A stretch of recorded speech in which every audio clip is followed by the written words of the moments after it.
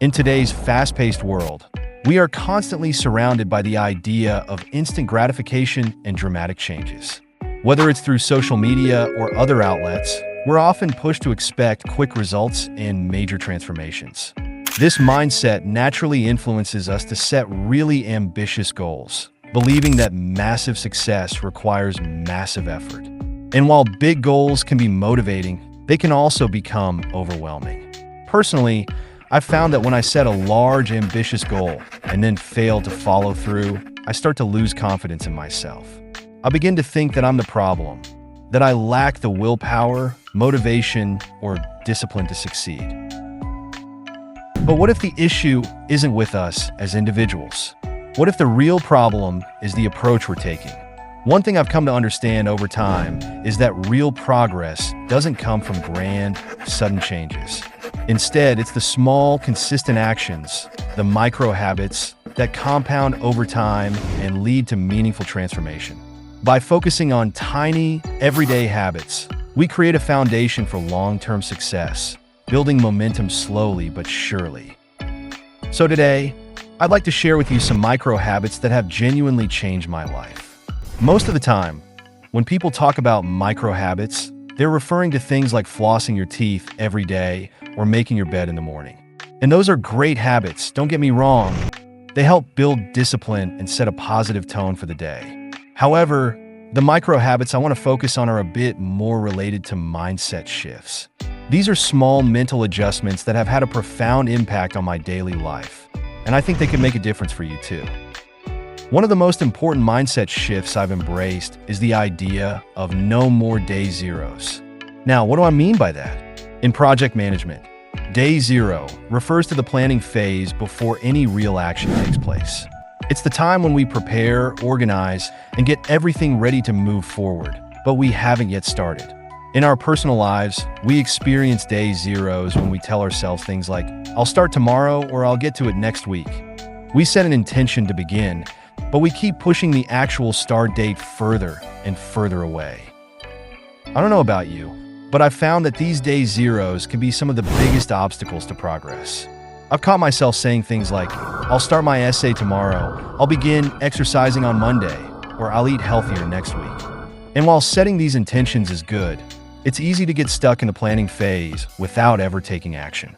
Dale Carnegie once said, "Inaction breeds doubt and fear, but action breeds confidence and courage." I think that's so true. Every time we delay action, we allow doubt to creep in. On the other hand, when we take even the smallest step forward, we build confidence. So, I've made it a point to remind myself, no more waiting for tomorrow when today is already here. I try to live by the idea that today is yesterday's promise of, I'll do it tomorrow. Even if it feels like the day is almost over, there's always time to do something, no matter how small. It could be as simple as writing one sentence of that essay, doing one plank, or preparing one quick jar of overnight oats.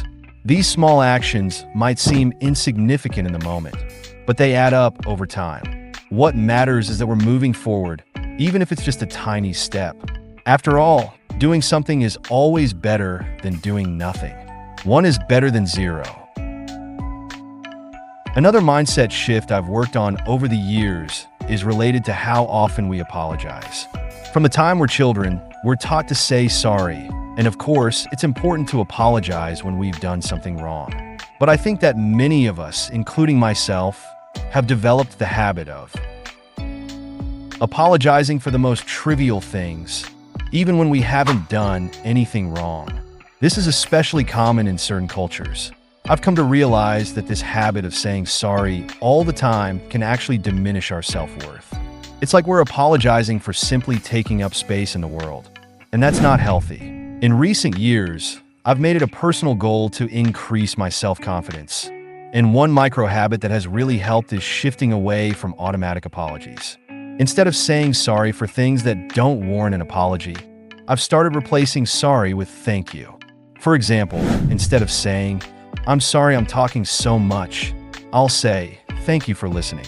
Instead of, I'm sorry I'm running late, I'll say, thank you for waiting for me. This small change has made a huge difference in how I feel about myself. It's so much more empowering, and it makes both me and the other person feel better. It's a win-win.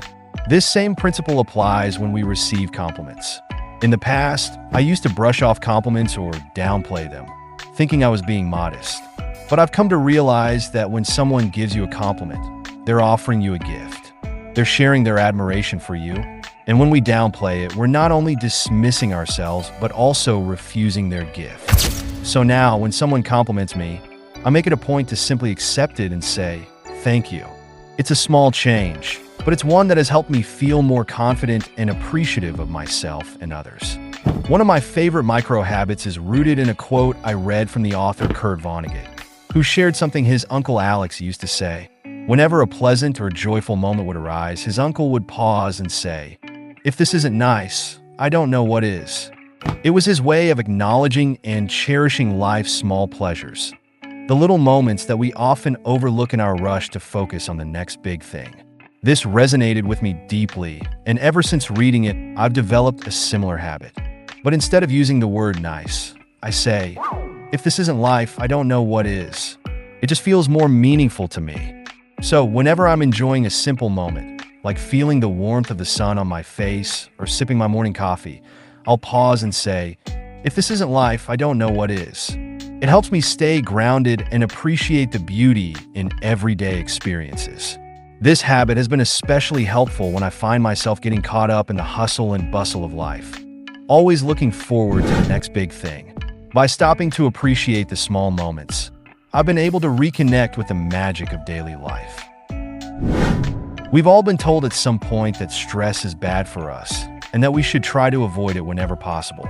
However, stress is a natural part of life, and no matter how hard we try, we can't always eliminate it.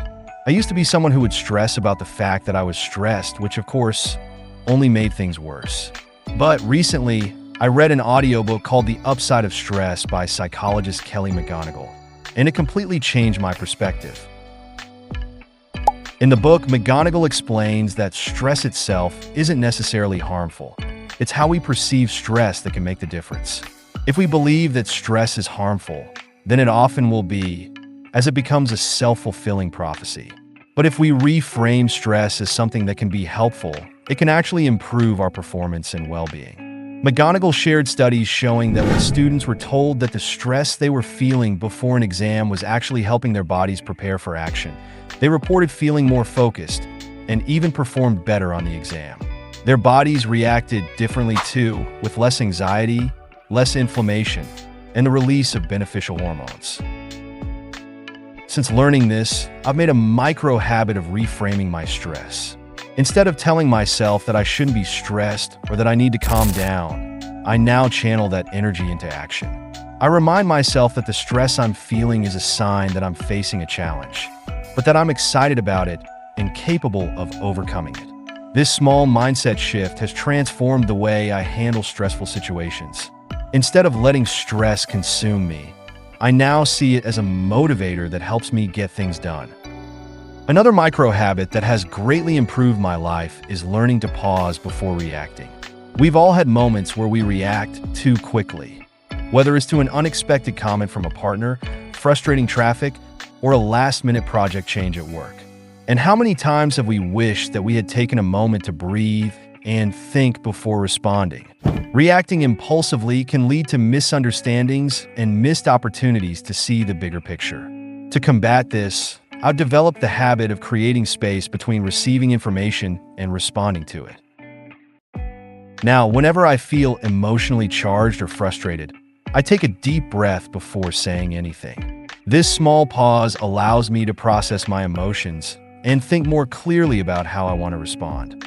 It's almost magical how this simple habit has improved the quality of my communication. I feel calmer, more thoughtful, and better equipped to handle difficult conversations. I credit a lot of this to meditation, which has taught me to observe my thoughts without judgment and let them go. Thank you so much for spending time with me today and listening to my thoughts on micro habits. I hope some of these ideas resonate with you, and I'd love to hear about the small habits or mindset shifts that have made a difference in your life. Feel free to share them in the comments below. Until next time, take care and keep striving for those tiny, meaningful steps.